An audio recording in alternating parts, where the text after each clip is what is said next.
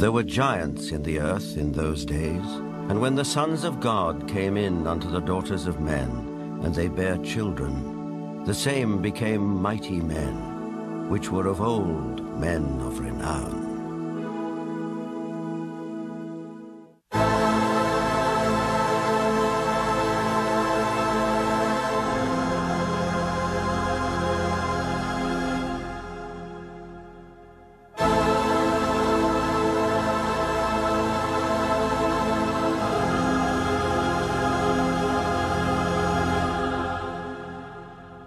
The Maya and Incas of South America believed a race of giants existed on Earth before the Great Flood. So did many other ancient civilizations. Some took them for gods, others left likenesses of them in stone or wrote about them in their histories. The Greeks and Romans told of blood falling from heaven and landing in the lap of the earth goddess Gaia, who gave birth to the Titans, a race of fearsome giants.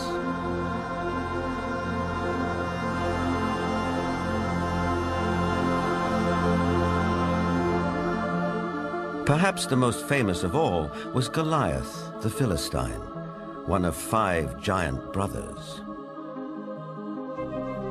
Vendell Jones is an archaeologist with a style of his own. He spent a lifetime tracking down Goliath and the Ark of the Covenant, with which the Jewish holy book of the Midrash tells us the giant made off. Goliath thrashed his way through the Israeli soldiers, ran over and scooped the ark up on his shoulder, slew Pinchas and Hophni, and took the ark back to the camp of the Philistines. It was in this field, 15 miles southwest of present-day Jerusalem, that legend says Goliath was finally slain. Not by a giant warrior like himself, but by a puny boy, David, who, as this 9th century BC tablet indicates, would later become king of the Israelites. David reached into his script. He pulled out this black thing with long leather straps, and he put it on his arm and wrapped it like this, and said, "You have come against me with a buckler and the armor and a shield and a sword, but I'm coming against you in the name of the Lord God of Israel." Then he reached in and pulled out another set of leather straps, but this one had a stone in it.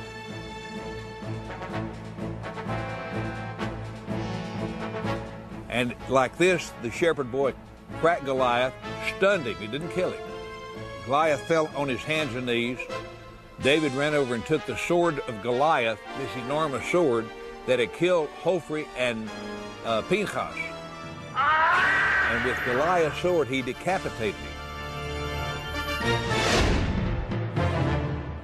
Just 2 miles from where the famous fight took place stands an 80-foot overgrown mound. This is believed to be Goliath's final resting place, though no one knows for sure because it's never been excavated.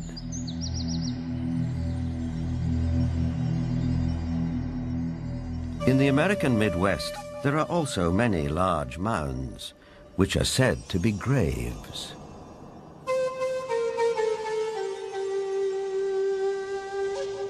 An author who has sold over 15 million books and written extensively on giants is Brad Steiger. Mass graves of giants were opened. Some of the men 8 feet tall, some of the women 7 feet tall, some records of men 10 feet tall, and extremely large skulls. And extraordinarily, some of these skulls had horns, some had extra rows of teeth, some had other what we would call anomalies, but they were extraordinarily large skulls and extraordinarily large people. A maverick archaeologist who has long been fascinated by legends of American giants is David Hatcher Childress. A number of mounds in the Midwest in America were excavated starting in around 1850. And in many cases, they would find skeletons of people who were in excess of 7 feet tall. And in many cases, they had double rows of teeth as well as, in some cases, 6 fingers on each hand and 6 toes on each foot. The one that was found in Bridal Veil Falls, California by a group of miners, first they found this wall with very intricate hieroglyphics. They assumed that they were finding gold behind the wall. They broke it down and they found this woman holding a child covered with fur and a strange kind of dust. The same tall female mummified remains have been found in Texas. They have been found in Death Valley. They have been found in other parts of California. These old photographs and newspaper clippings are all that survive of these mysterious giants. Winner of the Newsmaker of the Year award, journalist Jim Mars has a special interest in speculative science. Archaeology at that time was in a heyday. There was everybody that had a shovel was out trying to find something. But what's interesting is that the finding of these giant mummified bodies and giant fossils and bones, really you can't pin to any particular location. They were finding them in Greece, they were finding them in Italy, they were finding them in the Middle East, they were finding them in America. And even if you write off a few of those as perhaps a hoax or a misinterpretation of something else, you're still left with a tremendous amount of evidence to show that there were these giant beings at some point walking the earth.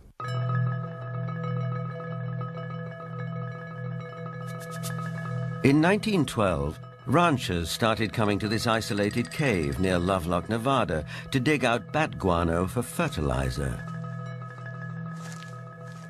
Inside, a surprise was waiting for them. They began excavating the 10 to 15 feet of guano that was here in this cave.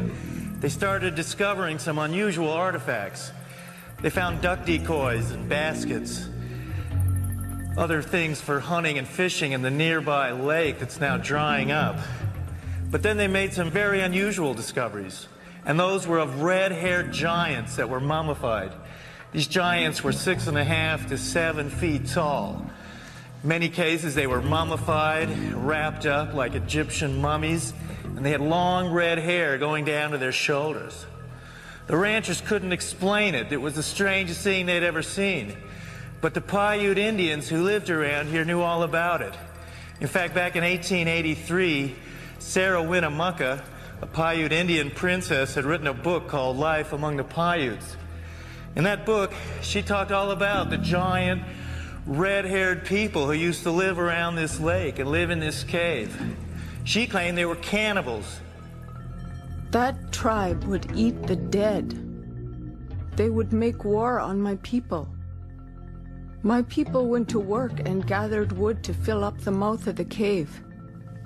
At last my people set it on fire and called out to them, "Give up or you will die." But no answer came. Now, one of the great mysteries of the West is what happened to these giants? There was nearly 60 skeletons brought out of this cave, but today they're nowhere to be found. Is it that there is some kind of archaeological cover-up that has occurred here? Something that concerns giants? Perhaps the entire story may be a rural legend, or like tons of buffalo bones, the remains may have been burned and used with the bat guano as fertilizer. Whatever the explanation, proof that there were giants here has disappeared. Yet at the same time, tantalizing clues to their existence can be found all over the world.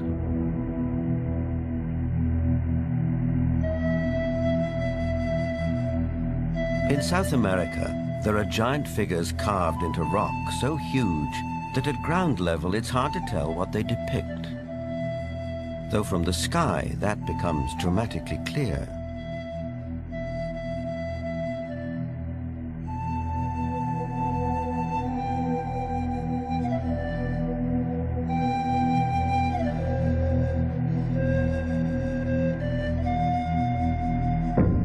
This one in Chile, known as Cerro Unitas, at over 300 feet high, is believed to be the largest representation of a human-like figure in the world.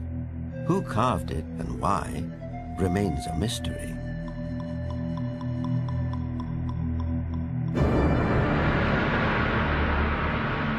Half a world away in the United Kingdom, other giant figures stare up into the sky.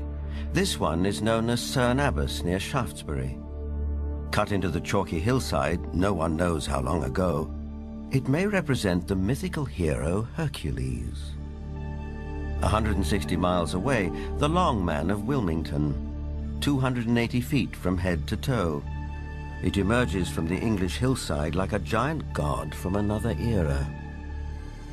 Britain is crowded with such sites associated with giants.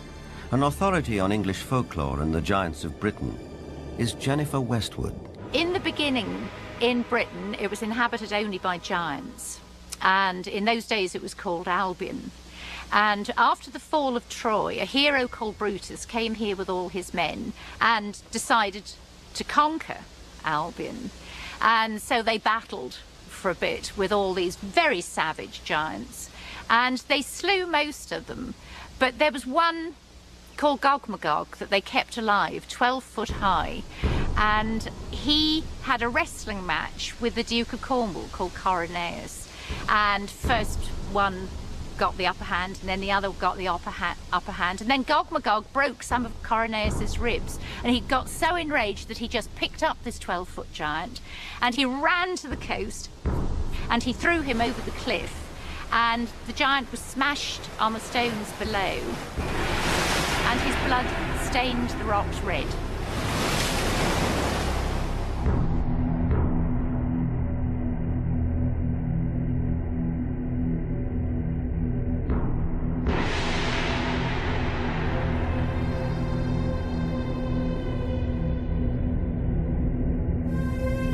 Giants also figure in the mythology of Stonehenge, arguably the most famous megalithic structure in the world.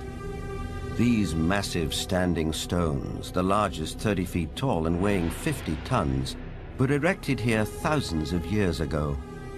The early Britons called the stone circle the Giant's Dance and believed giants had built it. Who really built Stonehenge and how they did it are enduring mysteries. Perhaps in the end, we have to turn to legends for an answer. This was somebody in the past with a technology that we don't have, or a magical skill we don't have, creating these things.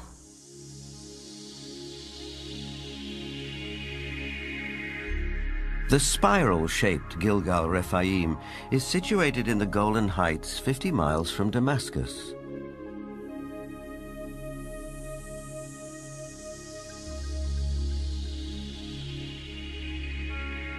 Constructed from an estimated 40,000 tons of loose rocks, it is remarkably reminiscent of Stonehenge. Both have been dated at around 5,000 years old and have similar megalithic stones. And like Stonehenge, Gilgal is also said to be associated with giants. Only in this case, there's biblical text which seems to support the claim.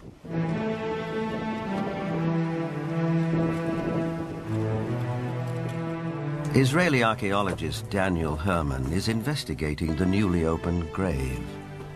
This is a tomb of someone obviously a very powerful man. Look at the size of the stone slabs used. This must have taken an enormous amount of time and effort to construct.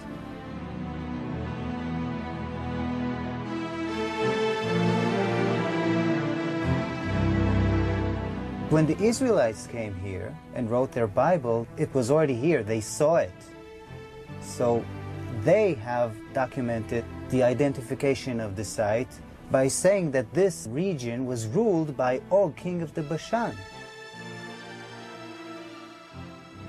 Og is described in the book of Deuteronomy as, and I quote, "For only Og, king of Bashan, remained of the remnant of the Rephaim." Rephaim is Hebrew word for giants.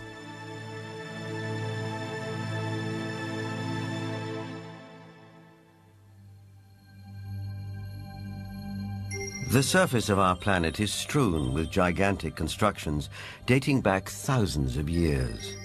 They're in the deserts, on the plains, under the oceans, high on the mountains, like those in South America. I think the world looked like the cities we see in Machu Picchu, Tiahuanaco, Sacsayhuaman. I think it was a world peopled by giants who structured their buildings out of massive building blocks, 500-ton, 250-ton blocks. Massive ruins, the scale of which stagger the imagination, are found throughout Central and South America.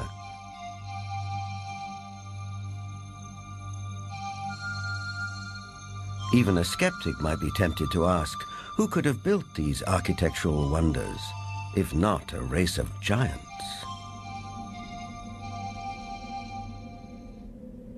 People of the Mediterranean island of Malta have an ancient belief that their island was known as the last stronghold of the giants of Europe.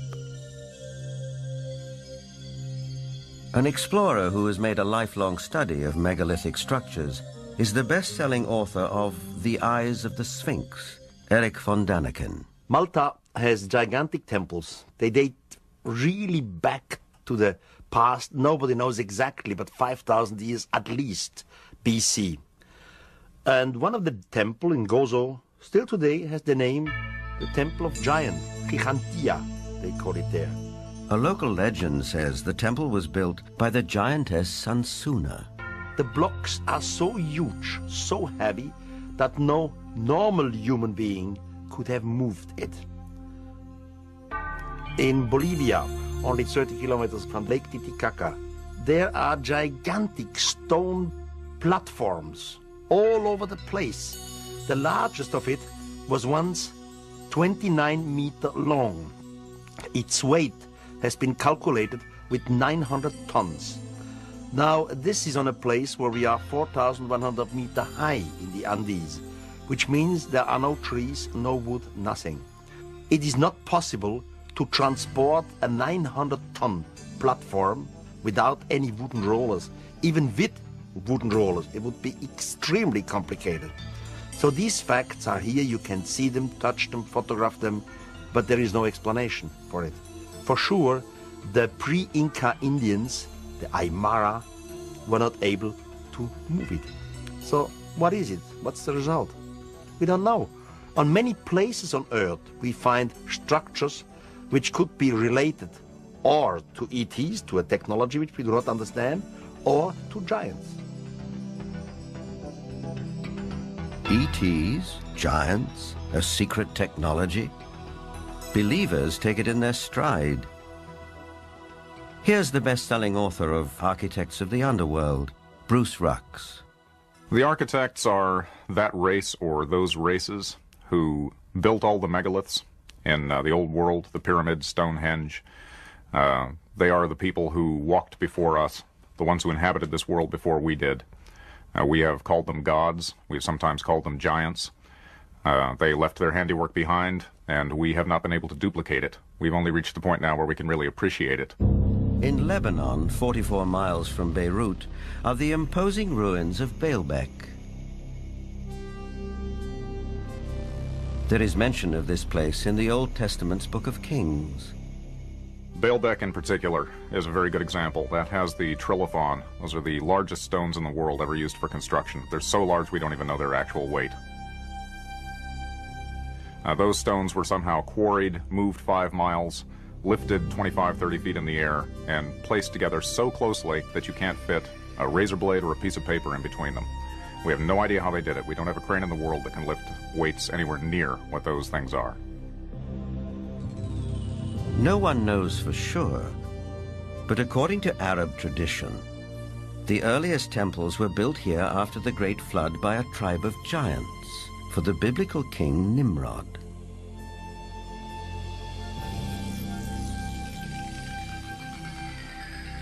But what exactly do we mean by the word giant? Bloodthirsty monsters like the one-eyed Cyclops of Homer's Odyssey? Or the fee-fi-fo-fum ogres of children's fairy tales? Or could it also include peaceable giants, living as you and I do, walking the streets of our cities in the full light of day?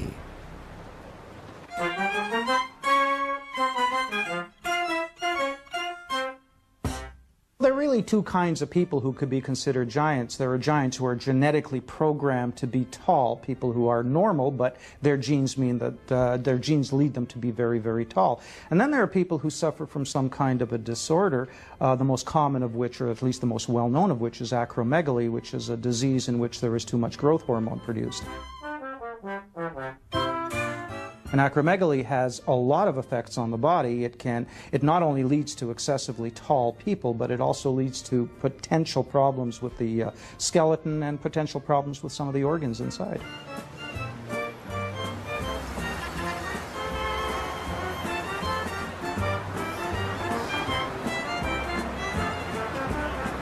Ryan is a healthy, well-proportioned, 7-foot-tall, normal young man. I just wish I were as tall as he was.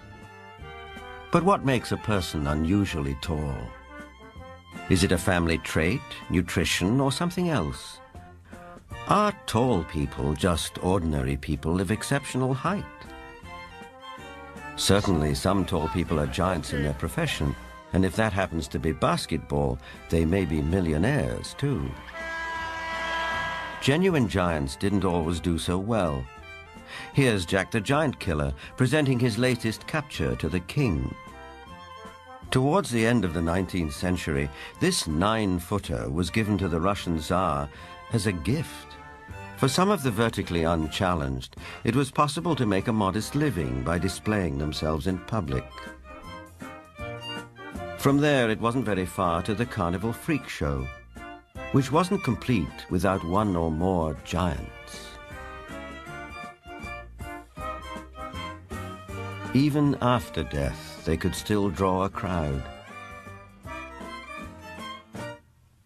Anna Swan and her husband Martin, both 7.5 feet tall, went on tour as the world's tallest married couple. It probably took 2 storks to deliver their 24-pound newborn. Which brings us back to the question, where do they come from? Is it possible that in the dim and distant past, they can trace their ancestry to a race of giants? The Weizmann Institute's award-winning scientist, Dr. Marvin Antelman, believes he has the answer. If we all have genetic material from the first man, then it is not surprising to find here and there that you would have a giant existing among us today, because there would be a recessive gene that would produce such a person. The Watusi tribe, for instance, are very large. The median height for most of their males is close to about 7 feet. They're extremely tall. There are biblical references to even taller people who lived in ancient times. Rabbi Itzhak Marmostin of the Center of Jewish Studies in Vancouver, Canada. It seems quite clear because of the references in Genesis and later on the book of Numbers and also in Deuteronomy, which are all fairly consistent with each other, that there were gigantic beings that seem to stem from pre-flood era.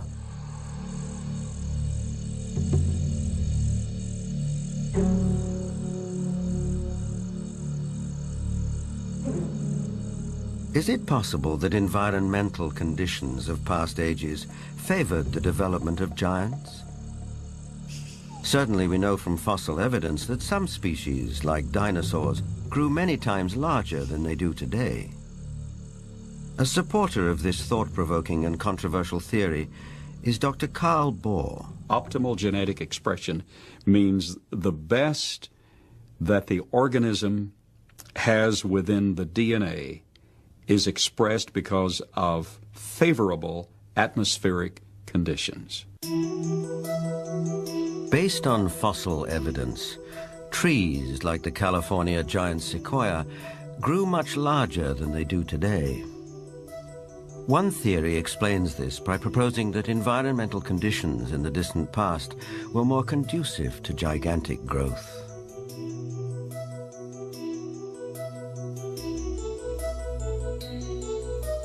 Under these described conditions, plants and animals would live longer, be much larger, and that's precisely what we find in the geologic column in the fossil record.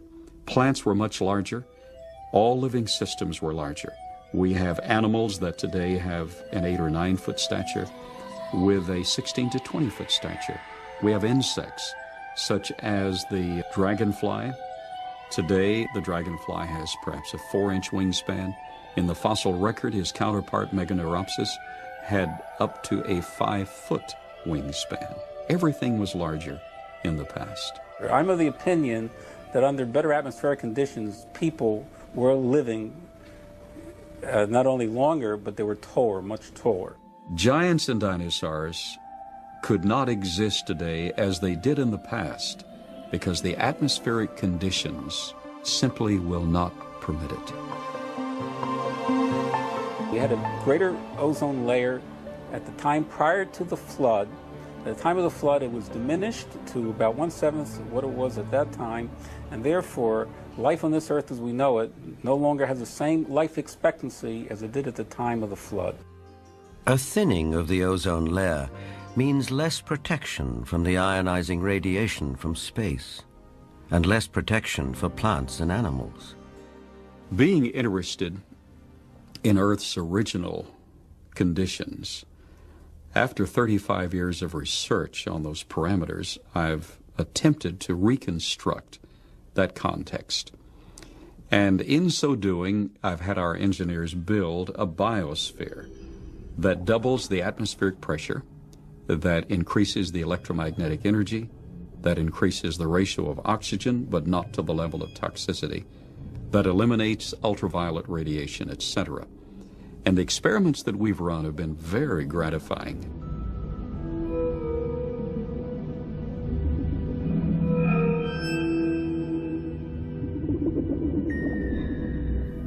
In our controlled scientific experiment, we have measured the effects of a pulsed electromagnetic field on biological systems. We have these Pacu piranha fish that normally at 3.5 years of age are about this size under optimal conditions. Yet we have them now in excess of 20 inches, weighing just under 5 pounds each. Under these controlled conditions, we have succeeded in producing giantism at an accelerated rate. Taken at face value, the research looks persuasive, though it has not yet been replicated by other scientists. The conclusion in the tradition seems to be fairly clear that gigantic beings were existing at one time, and that as human history developed, or physiological, emotional, spiritual changes took place, those beings who survived seemed to be of a smaller gene pool. But the possibility that there were other strands of humanity, as it were, seems to be almost explicitly stated in the Bible itself. In the book of Numbers, we are told that after wandering in the desert with his people, Moses sent out scouts to find a place where they could settle. The scouts went north to Hebron.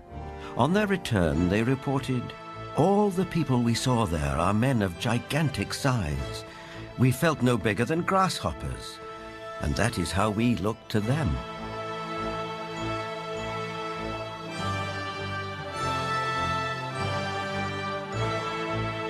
The tribes continued northeast to Mount Seir, known today as Petra in Jordan.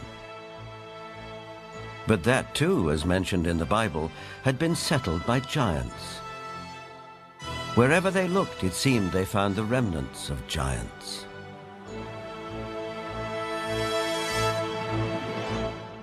If we look at Scripture, there were giants in the earth in those days.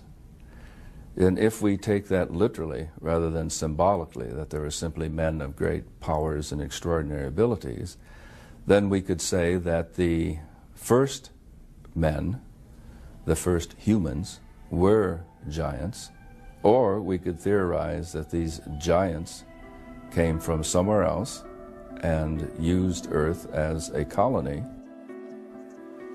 In itself, This notion is a startling idea. But a people more ancient than the Israelites believed the very same thing. They wrote that the giants were celestial beings who came not from Earth, but from another planet.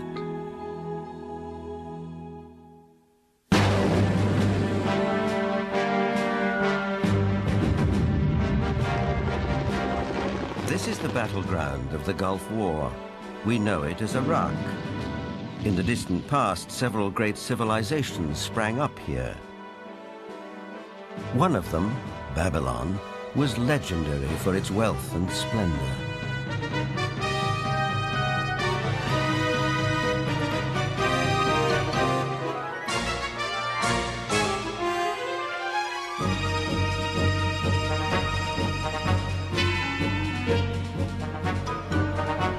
But long before Babylon, as long as 6,000 years ago, another remarkable civilization evolved.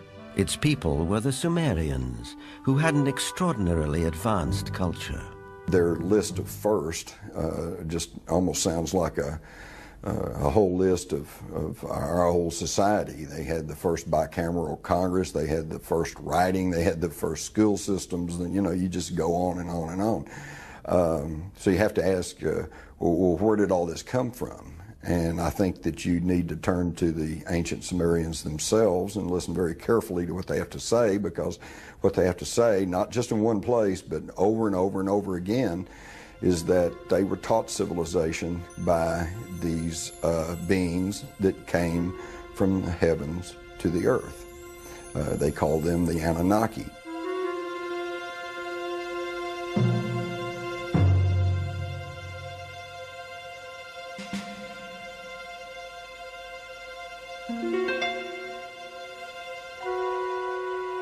The Sumerians wrote down their history on clay tablets like these, which lay ignored in a Berlin museum for half a century. Few people have been able to decipher this ancient language, but one of them is Zechariah Sitchin. The writings and the pictorial evidence left behind by the Sumerians going back 6,000 years speak and depict people who came from another planet called Nibiru, and many of the depictions show them much bigger, at least by a third, perhaps more than the average human being, so they were giants. This Sumerian cylinder seal from a Berlin museum is astonishing for several reasons. First, it depicts our solar system with the sun at the center and the planets arrayed around it, a fact not known to European science till around 300 years ago. It also shows the planet Pluto, which we didn't discover till 1930. And amazingly, there's another planet, which the Sumerians called Nibiru, and believed that it was from where the Anunnaki, or celestial giants, came from. If you look at the three figures depicted here, they all look more or less the same size. But if you bear in mind that this figure of the deity, that he is seated, and you add from the knee to the hip to his size, you will realize that he is about 10 feet tall, a giant, one of those who from heaven to earth came. Looking for signs of extraterrestrial life, astronomers have searched deeper and deeper into the universe. But all along, maybe they should have been looking closer to home. For it's in our own solar system that a mysterious object has recently been detected, near where the Sumerians placed their planet Nibiru, home of the Anunnaki. For the believers, this is convincing evidence that the celestial giants are real.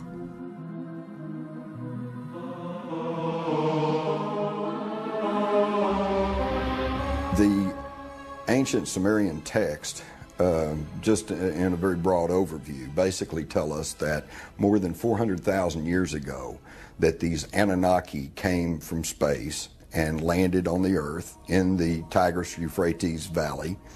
They began to set up a colony that they called Eden.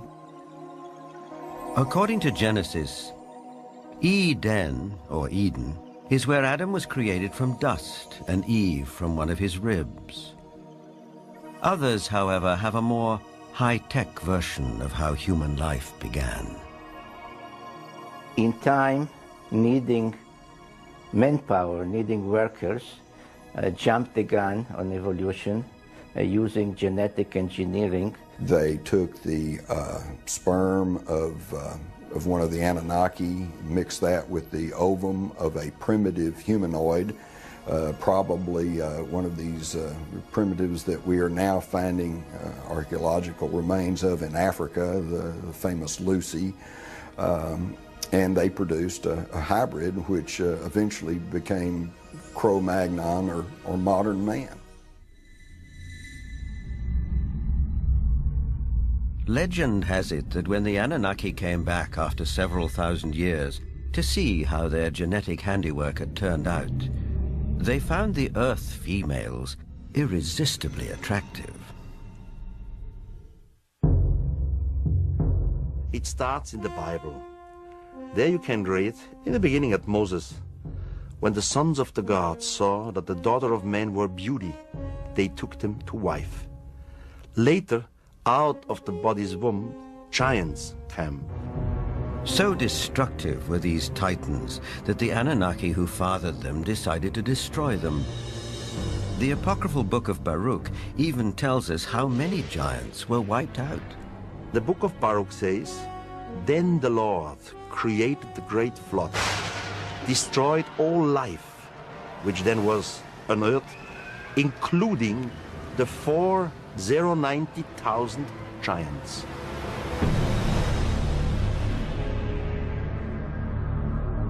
As the story goes, some of the titans survived, but their reign as rulers of the earth was over, and humans became the dominant species. Still, the giants live on in memory, like something deep-rooted that comes from the beginnings of our existence. For some, this is far more than a simple memory. Perhaps they are the ones who report more and more encounters with giants emerging from UFOs. These believers will assure you that the Anunnaki or celestial giants are coming back.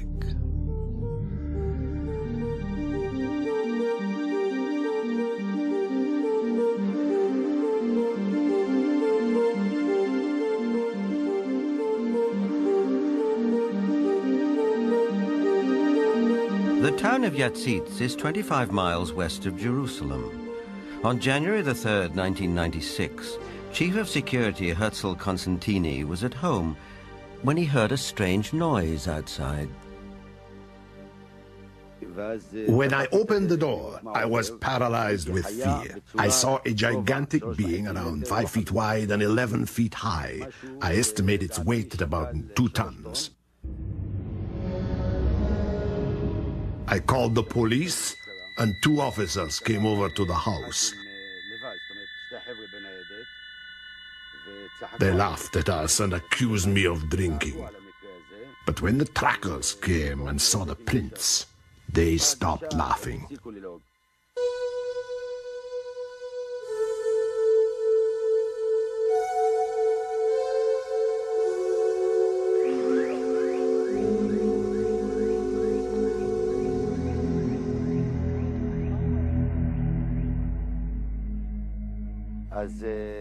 The tracks led right across my field. Many of them were 14 inches deep.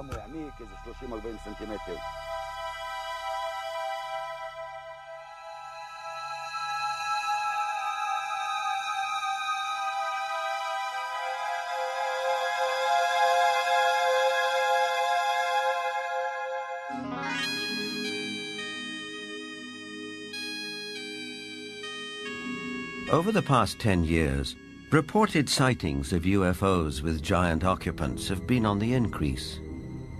Former director of the British UFO Research Association, Jenny Randles, is familiar with these statistics.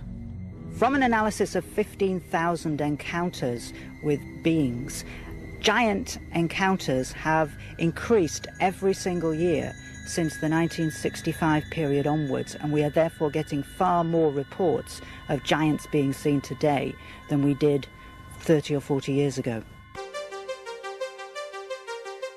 The apocryphal books of Enoch are believed by many to be over 5,000 years old. In them, Enoch writes about how he was taken up to the heavens by two men of great height. In this celestial journey, he also talks of meeting those who from heaven to earth came. Two huge men appeared to me, the like of which I had never seen on earth. Their faces were shining like the sun. Their eyes, too, were like a burning light. Then they took me up and carried me to the first heaven. And they fly with their wings and do the rounds of all the planets. They led before my face the elders, the rulers of the stellar orders. These groups carry out and carefully study the movements of the stars. Enoch is taken up to the sky at least 3 times. In our today's view, we would say he was taken up to a mother spaceship. There he has a discussion with what is called the highest, whatever the highest is. We would say maybe the commander of the spaceship. In other words, Enoch is what we would call a victim of alien abduction. This might seem like a far-fetched interpretation of a text written a very long time ago. On the other hand, present-day accounts by people who claim to be abductees are not so very different. The elders were 6 to 9 feet tall.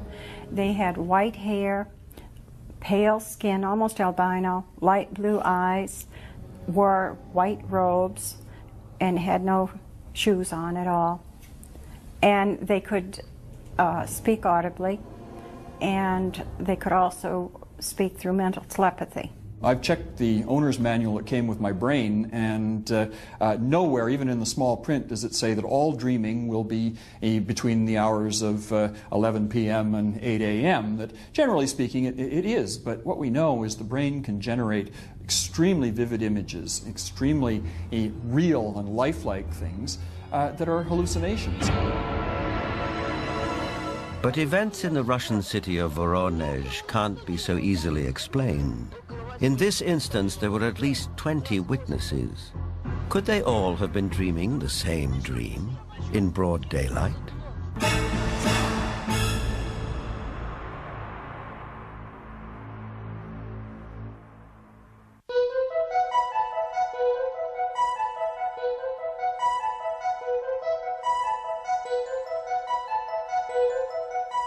In September of 1989, something happened in the city of Voronezh, 200 miles south of Moscow, which caught the attention of the world press. For several weeks, strange lights were seen over the city. Then on September the 27th, it was reported that a spacecraft landed in one of the city's public parks, from which 3 alien giant figures emerged.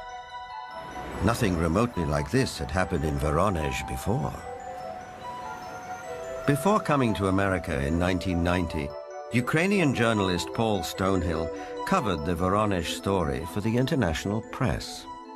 Top Voronezh researchers of anomalous phenomena who include scientists, geologists, and also some military people went to the site immediately thereafter. They were on the site on the 3rd of October studying and collecting specimens.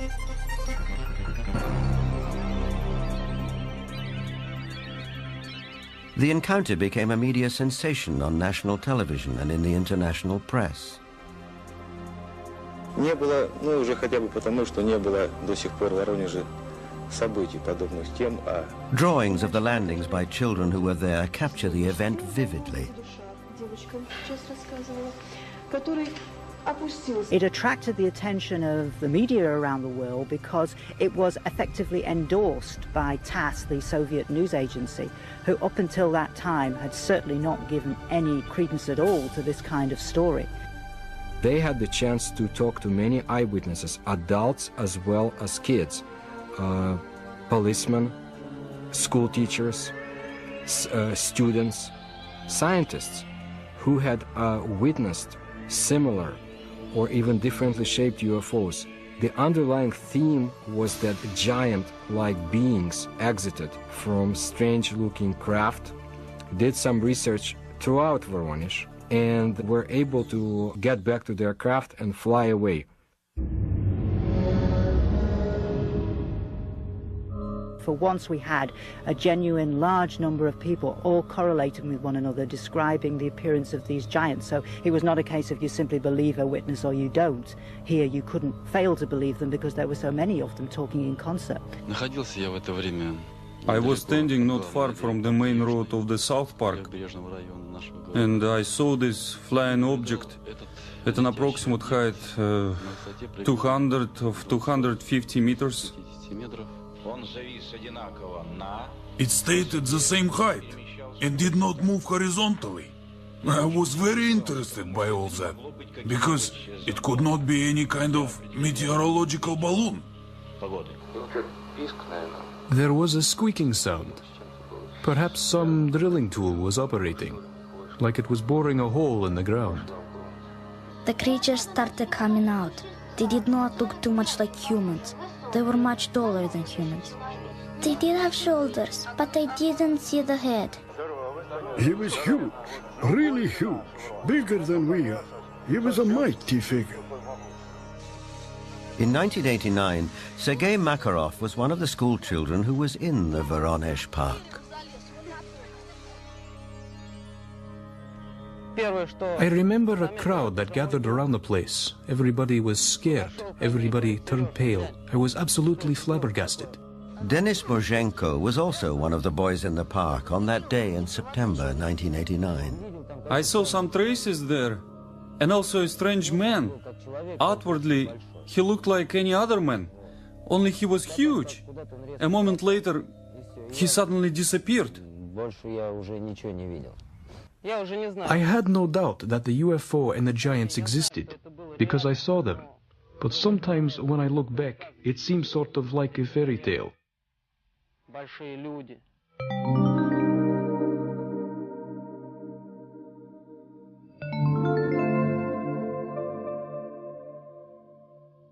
What we're seeing today is very much what we have seen all throughout history. It's nothing new. Anything going on with the UFO phenomenon today is something that has always been around, and you can find it in ancient mythology all over the world.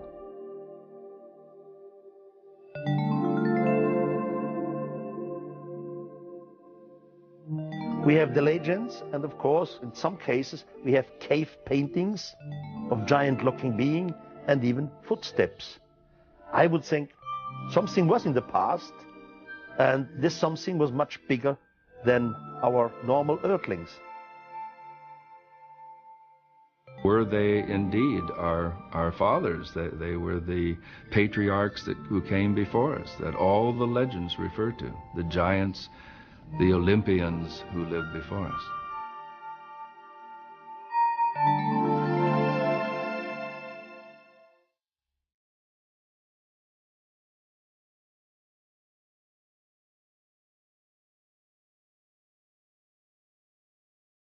Whether fact or fantasy, giants have occupied our collective consciousness for as long as we can remember.